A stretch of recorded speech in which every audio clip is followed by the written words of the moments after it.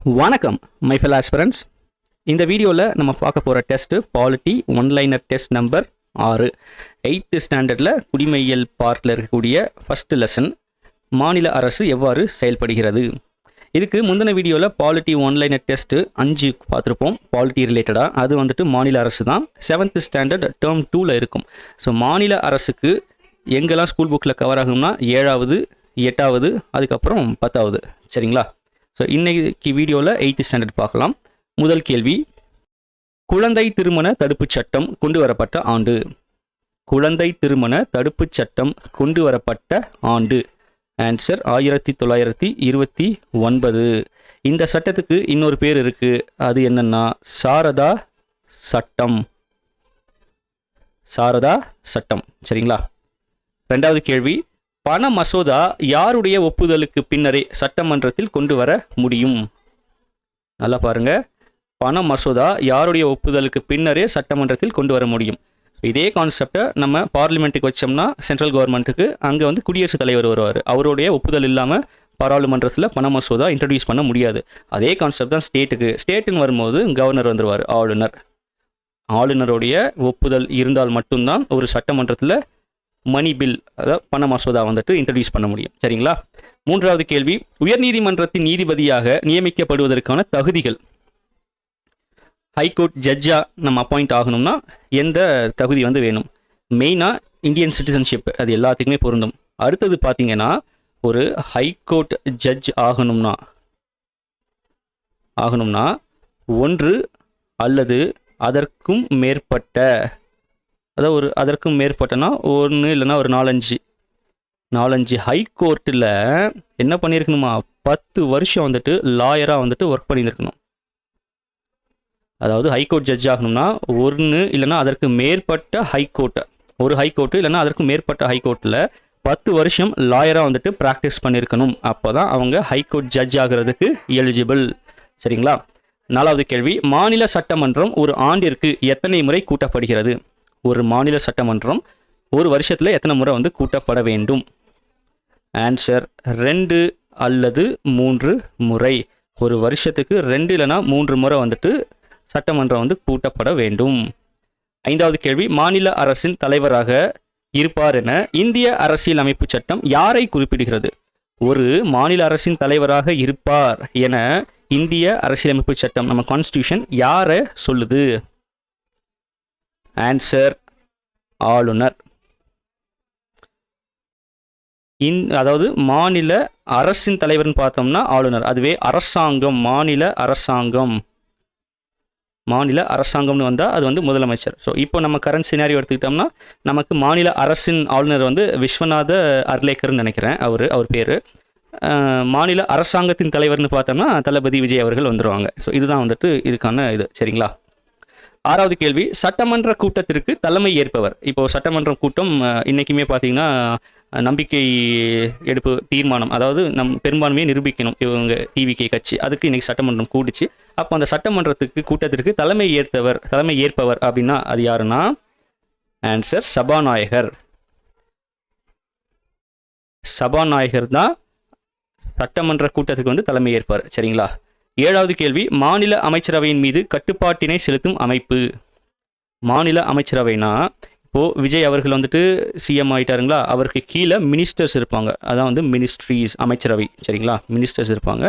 அந்த மினிஸ்ட்ரீஸ்க்கு வந்துட்டு அவங்கள யார் வந்து கட்டுப்படுத்த முடியும் அப்படின்னா நம்ம மாநில சட்டமன்றம் வந்துட்டு மாநில அமைச்சரவை மீது கட்டுப்பாட்டினை செலுத்த முடியும். எட்டாவது கேள்வி, ஒரு மாநிலத்தில் குடியரசுத் தலைவர் ஆட்சியை ஏற்படுத்துபவர் யார்? எல்லாருக்குமே தெரியும். இப்போவுமே அதுக்கு பயந்துட்டு தான் எல்லாரும் விஜய் அவர்கள் கூட வந்து போய் சேர்ந்துட்டாங்க. ஆளுநர் அவர்களால் தான் குடியரசுத் தலைவர் ஆட்சியை ஒரு மாநிலத்தில் வந்து கொண்டு வர முடியும். அதுக்கு என்ன ஆர்டிக்கல்னா ஆர்டிக்கல் 356. அப்போது ஒரு குறிப்பிட்ட ஒரு வாரம் காலம் நினைக்கிறேன், அந்த ஒரு வாரத்து காலத்துக்குள்ள எலெக்ஷன் முடிஞ்சு ஒரு வாரத்துக்குள்ள யாராலையுமே பெரும்பான்மையை நிரூபிக்க முடியாத பட்சத்தில் ஆட்டோமேட்டிக்காக அந்த ஸ்டேட்டுக்கு வந்துட்டு பிரசிடென்சி ரூல் வந்து வந்துடும். அதை வந்து ஆளுநர் வந்து ரெக்கமெண்ட் பண்ணிடுவார். ஆளுநர் ரெக்கமெண்ட் பண்ணிட்டா சொல்லவே தேவையில்லை, ஆட்டோமேட்டிக்காக அது வந்து இம்ப்ளிமெண்ட் ஆகிடும். ஆக்சுவலாக நமக்கு வந்துட்டு லாஸ்ட்டு டைம் லைன் பார்த்தீங்கன்னா டெட்லைன் பார்த்தோம்னா 10ஆம் தேதிக்கு நைட்டுக்குள்ளே வந்துட்டு ஆட்சி அமைக்கணும், இல்லைன்னா 11ஆம் தேதி வந்துட்டு பிரசிடென்சி ரூல் வர்றதுக்கான பாசிபிலிட்டிஸ் நிறையவே இருந்தது. அதன் காரணமாகவும் சில அரசியல் சூழ்நிலைகள் காரணமாகவும் தான் இது காங்கிரஸ் ஃபஸ்ட் வந்துட்டாங்க. அதுக்கப்புறம் விடுதலை சிறுத்தைகள், இந்தியன் கம்யூனிஸ்ட், அதுக்கப்புறம் வந்துட்டு முஸ்லீம் லீக் இருக்காங்க இல்லையா, அவங்கெல்லாம் உள்ளே வந்தது. சரிங்களா? அடுத்தது 9வது கேள்வி. குடியரசுத் தலைவர் மாநில ஆளுநரை நியமிக்கும் போது எந்த அமைச்சரவையின் ஆலோசனைப்படி செயல்படுகிறார்? இப்போ ஒரு ஸ்டேட்டுக்கு ஆளுநரை வந்து யார் அப்பாயிண்ட் பண்ணுவார்னா குடியரசுத் தலைவர். அப்படி அப்பாயிண்ட் பண்ணும்போது எந்த அமைச்சரவையின் ஆலோசனைப்படி செயல்படுகிறார்? அவங்களுக்கு யார் வந்து ஆலோசனை கொடுப்பாங்க? யாருன்னா மத்திய அமைச்சரவை. ஏன்னா குடியரசுத் தலைவர் வந்து எந்த பகுதியோட அங்கம்? மத்திய அரசுடைய அங்கம். அப்போ அந்த மத்திய அரசின் அமைச்சரவையுடைய ஆலோசனைப்படி தான் அவர் எல்லாமே வந்துட்டு செயல்பட்டாகணும். சரிங்களா? 10வது கேள்வி. இந்து வாரிசு உரிமை சட்டம் கொண்டு வரப்பட்ட ஆண்டு எப்போனா 1956. ஸோ இதன்படி வந்துட்டு பெண்களுக்குமே வந்துட்டு சொத்துரிமை வந்து கொடுக்கப்பட்டது. பெண்களுக்கும் குடும்பத்தில் வந்துட்டு அந்த சொத்துரிமை கொடுத்துருப்பாங்க. சரிங்களா? 1956 கொண்டு வந்திருப்பாங்க இந்து வாரிசு உரிமை சட்டம். பெண்களும் வாரிசாக வந்துட்டு வரதுக்கான அந்த ஒரு இது. 11வது கேள்வி. மாநில அரசாங்கத்தின் ஆண்டு நிதிநிலை அறிக்கை யாருடைய ஒப்புதலுடன் சட்டமன்றத்தில் சமர்ப்பிக்கப்படுகிறது? இது அப்படியே வந்துட்டு சென்ட்ரல் கவர்மெண்ட்டுடைய இதுங்க. நீங்கள் சென்ட்ரல் கவர்மெண்ட்டை நல்லா வந்து படிச்சிருந்தீங்கன்னா ஸ்டேட் கவர்மெண்ட் ரொம்ப ரொம்ப ஈஸி. இப்போது இதே பாருங்கள், சென்ட்ரல் கவர்மெண்ட்டில் ஆண்டு நிதிநிலை அறிக்கை யாருடைய ஒப்புதலோடு வந்து பாராளுமன்றம் சமர்ப்பிக்க முடியும்? குடியரசுத் தலைவர். அப்படியே அதுக்கு ரீப்ளேஸ் பண்ணோம்னா இங்கே ஸ்டேட்டுக்கு வந்தால் ஆளுநர். அவ்வளோதான். இதுதான் வந்து நமக்கு டிஃப்ரென்ஸ். சரிங்களா? 12வது கேள்வி. மாநில அளவில் மிகப்பெரிய நீதித்துறை அமைப்பு. நம்ம லாஸ்ட் லெசன்லையுமே இந்த கொஸ்டின் வந்து பார்த்துருப்போம். ஆன்சர் ஹைகோர்ட் தான் ஒரு ஸ்டேட் லெவலில் இருக்கக்கூடிய மிகப்பெரிய நீதித்துறை. சென்ட்ரல் லெவல், அதாவது இந்தியா ஃபுல்லாக பார்த்தோம்னா சுப்ரீம் கோர்ட்டு. அடுத்தது 13வது கேள்வி. சாரி, இன்னும் ஒர்க் ஆகலை, ஒரே நிமிஷம். ஓகே. 13வது கேள்வி. சட்டமன்றங்கள் இயற்றும் சட்டங்களை நடைமுறைப்படுத்துவது யாருடைய முக்கிய பணியாகும்? இப்போது சட்டமன்றத்தில் சட்டம் போடுறாங்க இல்லைங்களா? இப்போ விஜய் அவர்களே வந்துட்டு ஒரு சட்டத்தை வந்து இயற்றுறாங்க, எல்லாம் சேர்ந்து. விஜய் அவர்கள் இயற்ற முடியாது. அவங்க ஒரு சட்டம் கொண்டு வந்தாங்கன்னா சட்டமன்றம் அத்தனை பேரும் அதை ஆதரிச்சாதான் அது வந்து சட்டமாக மாறும். அப்படி சட்டமாக இயற்றும் பட்சத்தில் அந்த சட்டங்களை நடைமுறைப்படுத்துவது யாருடைய முக்கிய பணி? யாருன்னா நம்ம ஸ்டேட்க்குன்னு வந்துட்டு ஒரு மினிஸ்டர்ஸ் இருப்பாங்க இல்லைங்களா? மாநில அமைச்சரவை. நம்ம ஸ்டேட்க்குன்னு ஒரு மினிஸ்ட்ரி டிபார்ட்மெண்ட் இருக்கும், மாநில அமைச்சரவை. ஸோ அவங்க தான் அந்தந்த டிபார்ட்மெண்ட்டுக்கான சட்டங்கள் எல்லாத்தையுமே வந்துட்டு நடைமுறைப்படுத்துவதற்கான ரெஸ்பான்சிபிலிட்டிஸ் வந்து அவங்ககிட்ட தான் இருக்குது. 14வது கேள்வி. மாநில நிர்வாகத்தின் தலைவராக இருப்பவர் யார்? இதெல்லாம் நமக்கு வந்துட்டு நிறைய முறை டிஎன்பிஎஸ்சியில் வந்து கேட்டிருக்காங்க, ஸ்டேட்மெண்ட்டாவோ இந்த ஸ்டேட்மெண்ட்டை ட்விஸ்ட் வச்சோ அந்த மாதிரிலாம். மாநில நிர்வாகத்தின் தலைவர் அப்படின்னா வந்துட்டு ஆளுநர். அதுவே வந்துட்டு இந்திய அரசின் நிர்வாக தலைவர்னா அவர் வந்துட்டு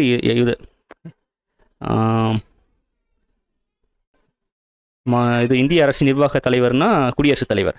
எஸ். அடுத்தது 15வது கேள்வி. மாநில அரசாங்கத்தின் சட்டங்களை உருவாக்குபவர்கள். இப்போ மாநில சட்டமன்றத்தில் யார் இருப்பா? சட்டமன்ற உறுப்பினர்கள் இருப்பாங்க. அவங்க தான் அந்த மாநிலத்துக்கான சட்டங்களை வந்து கொண்டு வர முடியும். அப்போது ஒரு மாநில அரசாங்கத்துக்கான சட்டங்களை வந்து யார் கொண்டு வருவாங்கன்னா எம்எல்ஏஸ், உள்ளே இருக்க சட்டமன்ற உறுப்பினர்கள் தான் கொண்டு வர முடியும். ஓகே. 16வது கேள்வி. ஆளுநர் மேற்கொள்ளும் நியமனங்களை குறிப்பிடுக. இப்போ ஆளுநர் வந்துட்டு யாரெல்லாமே வந்து அப்பாயிண்ட் பண்ணுவார் அப்படின்னு பார்த்தோம்னா முதலமைச்சர் அவர் தான் வந்துட்டு நியமனம் செய்வார். முதலமைச்சர் ப்ளஸ் அவருடைய அமைச்சரவை. இப்போ நீங்கள் இந்த முறை பார்த்தீங்கன்னா மோஸ்ட்லி எல்லாருமே பார்த்துருப்பீங்க, அந்த பதவி பிரமாணத்தில் விஜய் அவர்கள் வந்து முதலமைச்சராக வந்துட்டு அந்த ரகசிய காப்பீடு பதவி பிரமாணம் எடுத்ததுக்கப்புறம் ஒரு 9 மினிஸ்டர்ஸ் வந்துட்டு பதவி பிரமாணம் எடுத்திருப்பாங்க. அது வந்து ஆளுநர் தான் செஞ்சு வைப்பார். எம்எல்ஏஸ் வந்துட்டு நார்மலாக இதுக்குள்ளேயே வந்து சட்டசபைக்குள்ளேயே வந்து அவங்க வந்து அந்த இது பிரமாணம் எடுத்துப்பாங்க. அடுத்தது வந்துட்டு நம்ம டிபார்ட்மெண்ட்டே வரும், டிஎன்பிஎஸ்சி. அதாவது நமக்கு டிஎன்பிஎஸ்சி, மற்ற ஸ்டேட்டுக்கு வந்து அவங்களுடைய பப்ளிக் சர்வீஸ் கமிஷன் இருப்பாங்க. அந்த சர்வீஸ் கமிஷனுக்கான தலைவர் மற்றும் மெம்பர்ஸ், உறுப்பினர்கள், அவங்கள அப்பாயிண்ட் பண்ணுறது யாருன்னா ஆளுநர் தான். இதுவே சென்ட்ரல் லெவலில் போனோம்னா UPSC, public service commission central லெவலில் இருக்கும். அதனுடைய தலைவர் ப்ளஸ் மெம்பரை வந்துட்டு அப்பாயிண்ட் பண்ணுறது குடியரசுத் தலைவர். நெக்ஸ்ட் வந்துட்டு ஸ்டேட்டில் இருக்கக்கூடிய எலெக்ஷன் கமிஷன். நம்ம சென்ட்ரலில் ஒரு எலெக்ஷன் கமிஷன் இருக்கும், அதுக்கு ரெஸ்பான்சிபிள் யார், அப்பாயின்மெண்ட் பண்ணுறதுக்கு குடியரசுத் தலைவர். இங்கே அப்படியே ஆளுநர், ஸ்டேட் லெவலில் இருக்கக்கூடிய எலெக்ஷன் கமிஷனுடைய தலைவர் ப்ளஸ் 2 எலெக்ஷன் மெம்பர்ஸ், தலைமை அதிகாரி ப்ளஸ் வந்துட்டு தேர்தல் ஆணையர்கள்னு சொல்லுவாங்க. அதாவது நார்மலாக தலைவர் ப்ளஸ் ஒரு தலைவர் இருப்பாங்க, 2 பேர் மெம்பர்ஸ் வருவாங்க. இதுதான் ஸ்டேட் எலெக்ஷன் கமிஷனில். அவங்க தான் வந்து இந்த உள்ளாட்சி தேர்தல்கள்லாம் வந்துட்டு கவனிச்சுப்பாங்க. அதுக்கு அப்பாயின்ட் பண்ணுறது யாருன்னா ஆளுநர். அடுத்தது வந்துட்டு ஆளுநர் வந்துட்டு என்ன பதவி வகிப்பார்னா, ஒரு பதவி நம்ம வந்து பார்த்துருப்போம். பல்கலைக்கழகம் இருக்கு இல்லைங்களா, யூனிவர்சிட்டிஸ், பல்கலைக்கழகம், அதாவது அந்த ஸ்டேட்டுடைய யூனிவர்சிட்டிஸோடைய வேந்தர் பதவி, அது வந்துட்டு பதவி வழியாகவே இவருக்கு வந்துடும், ஆளுநருக்கு வந்துடும். ஒரு யூனிவர்சிட்டியோட வேந்தர்னா ஆளுநர் தான்.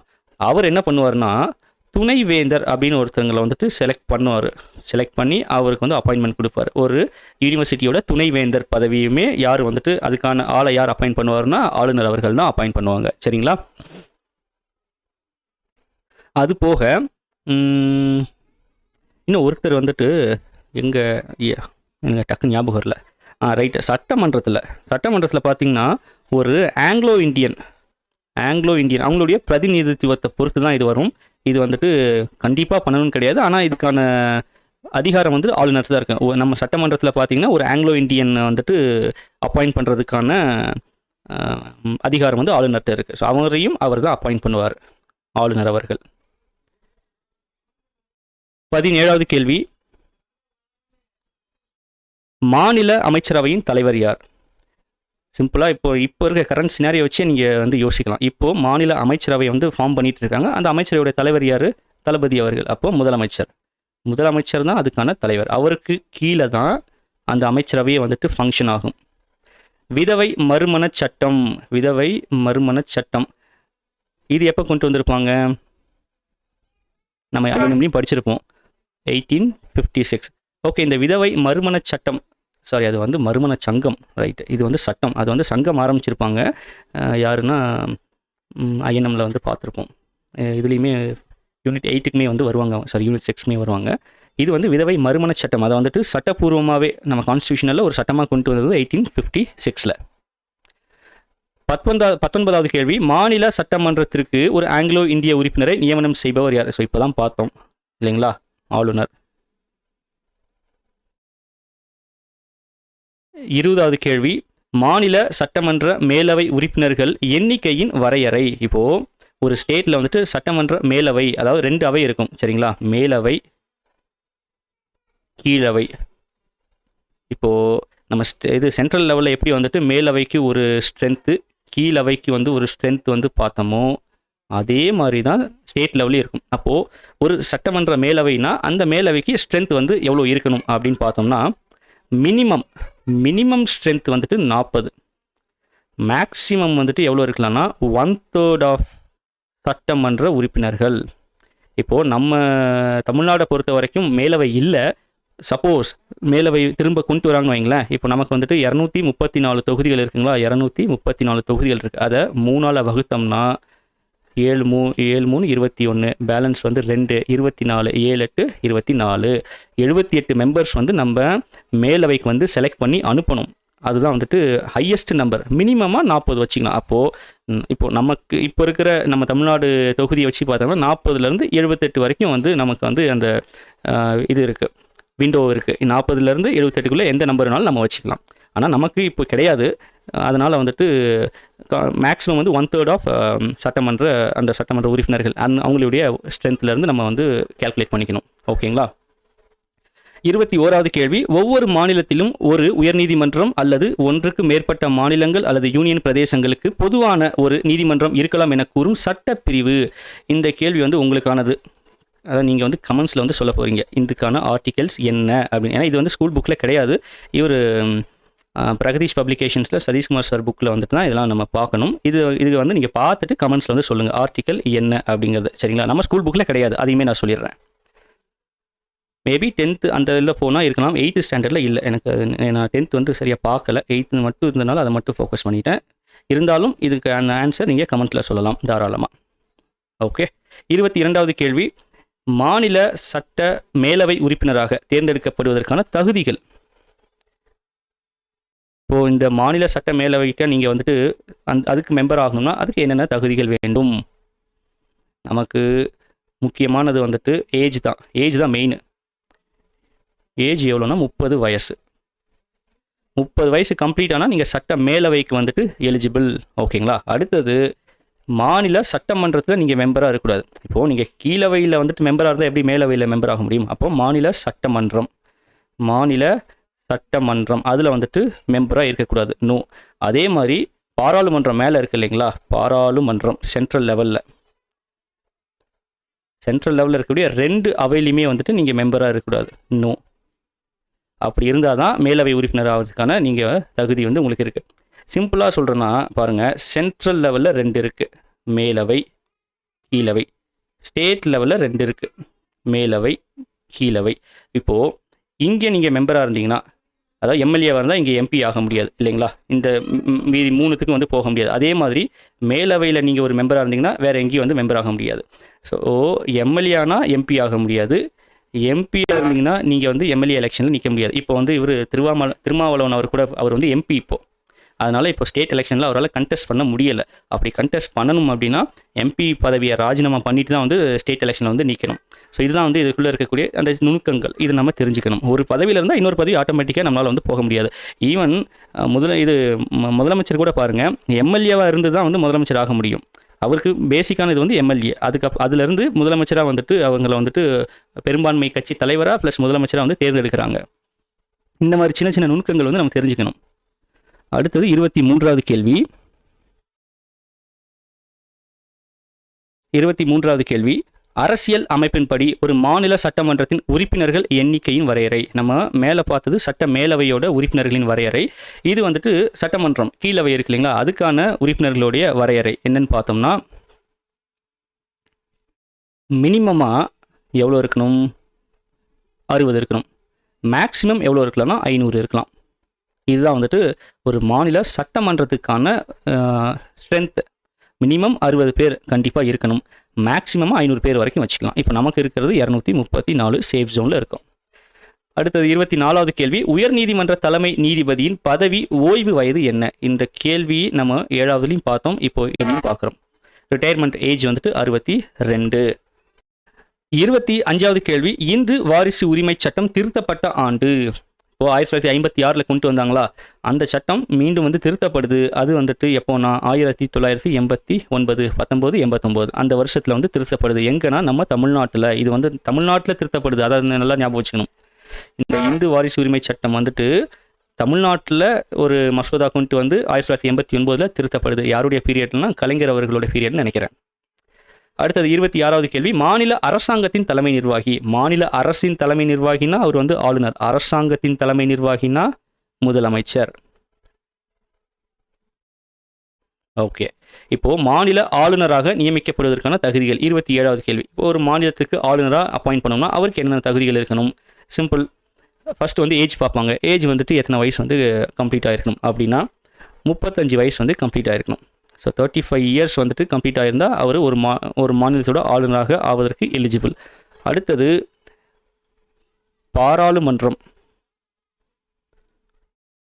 அண்ட் சட்டமன்றம், அதாவது ஸ்டேட் லெவல் சென்ட்ரல் லெவல் ரெண்டுத்துலேயுமே வந்துட்டு மெம்பராக இருக்கக்கூடாது. அதாவது நோ எம்எல்ஏ நோ எம்பி, சும்மா சிம்பிளாக. ஸோ இந்த ஒரு இதில் வந்து இருக்கக்கூடாது. அதே மாதிரி ஒரு ஸ்டேட் லெவல்லையோ அல்லது சென்ட்ரல் லெவல்லையோ வந்துட்டு ஆதாயம் தரக்கூடிய பதவி, வேறு பதவி. இப்போது சென்ட்ரல் லெவலில் வந்து ஸ்டேட் லெவலில் கோஆப்ரேட்டிவ் சொசைட்டிஸ் அந்த மாதிரி வந்துட்டு நிறைய இருக்கும். அதே மாதிரி சென்ட்ரல் லெவலில் சென்ட்ரல் கவர்மெண்ட் வந்துட்டு டெபுடைஸ் பண்ணின நிறைய டிபார்ட்மெண்ட்ஸ் இருக்கும். அதிலெல்லாம் ஒரு பதவியில் இருந்தால் அது ஆதாயம் தரக்கூடிய பதவி தானே. அந்த மாதிரி பதவியில் எதுவுமே இல்லாமல் இருக்கும் பட்சத்தில் அவரை வந்து ஆளுநராக வந்து போடுவாங்க. 28வது கேள்வி, சதி ஒழிப்பு சட்டம் கொண்டு வரப்பட்ட ஆண்டு. ஆன்சர் 1829. 29வது கேள்வி, இந்தியாவில் தற்போது சட்டமன்ற மேலவை நடைமுறையில் உள்ள மாநிலங்களை குறிப்பிடுக. இப்போ இந்தியாவில் நடைமுறையில் சட்ட மேலவை நடைமுறையில் இருக்கக்கூடிய மாநிலங்கள் மொத்தமே ஒரு 6 மாநிலங்கள் தான். அதை நீங்கள் வந்து எப்படி ஞாபகம் வச்சிங்கன்னா, நம்ம வந்துட்டு ஒரு கிராஃப் மாதிரி போடுறேன். இது இந்தியாவுடைய இது அப்படின்னு நினச்சிக்கோங்க. முடிஞ்ச வரைக்கும் இது பண்ணுறேன். ஓகே, இது கேரளா, இது தமிழ்நாடு, இங்கே வந்து கர்நாடகா. கர்நாடகாவில் இருக்கும் நம்ம தமிழ்நாடு, கர்நாடகாவில் இருக்கும். அடுத்தது கர்நாடகா இங்கே, இது ஆந்திரா, கர்நாடகா. உங்களை ரொம்ப கன்ஃபியூஸ் பண்ணுறேன். மேப்பை நீங்கள் வந்துட்டு மைண்டில் ஃபிக்ஸ் பண்ணிக்கோங்க. நம்ம தமிழ்நாடு கீழே இருக்கமா, அப்படியே மேலே போகிறோம். ஆந்திர பிரதேஷ் இப்போ 2ஆக மாறிடுச்சு, தெலுங்கானா. அப்போது இந்த 2ல் இருக்குது. ஆந்திர பிரதேஷ் தெலுங்கானாலேருந்து அப்படியே லெஃப்ட்டில் போனோம்னா கர்நாடகா, சரிங்களா? கர்நாடகாவில் இருக்குது. கர்நாடகாலேருந்து மேலே போனோம்னா மகாராஷ்டிரா. அப்போ 1 2 3 4 மகாராஷ்டிராலேருந்து அப்படியே ரைட் சைடு ஜம்ப் ஆகிறோம். உத்தரப்பிரதேஷ் வந்து இருக்குது, ஊபி, அதுக்கப்புறம் பீகார். ஆந்திர பிரதேஷ், தெலுங்கானா, கர்நாடகா, மகாராஷ்டிரா, உத்தரப்பிரதேஷ், பீகார். இது